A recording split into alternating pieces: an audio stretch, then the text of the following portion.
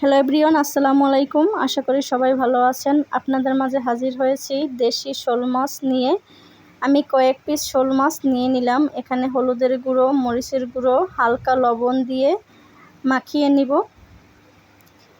দুপাশ ভালোভাবে মাখাতে হবে।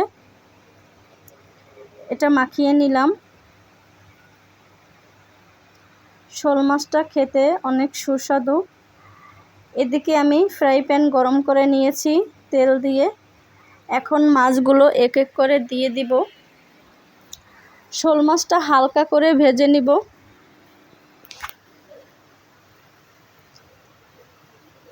টমেটো দিয়ে দেশি শোল মাছ খেতে অনেক সুস্বাদু। এটা আপনারা বাসায় অবশ্যই ট্রাই করবেন।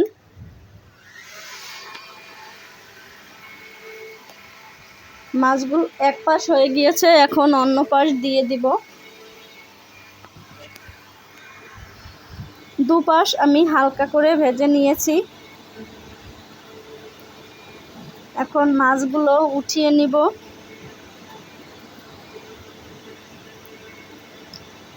মাছগুলো উঠানোর পরে রয়ে যাওয়া তেলে আমি মশলাগুলো দিয়ে দিলাম। এখানে পেঁয়াজ, রসুন, আদা বাটা দিয়ে দিলাম। এরপর দিলাম হলুদের গুঁড়ো, মরিচের গুঁড়ো, লবণ স্বাদ মতো দিয়ে এটা হালকা কষিয়ে নিব। একটু পানি অ্যাড করে নিলাম যাতে মশলা দিয়ে কাঁচা গন্ধটা না আসে। এরপর দিয়ে দিলাম জিরের গুঁড়ো, ধনিয়া গুঁড়ো, আগে থেকে টুকরো করা টমেটো দিয়ে দিলাম। টমেটো দিয়ে হালকা কষিয়ে নিব। এখানে আর পানি অ্যাড করলাম না, যেহেতু টমেটোতে পানি রয়ে গিয়েছে। টমেটোটা সেদ্ধ হয়ে গিয়েছে। এখন মাছটা হবার জন্য আমি আবার একটু হালকা পানি দিয়ে দিলাম।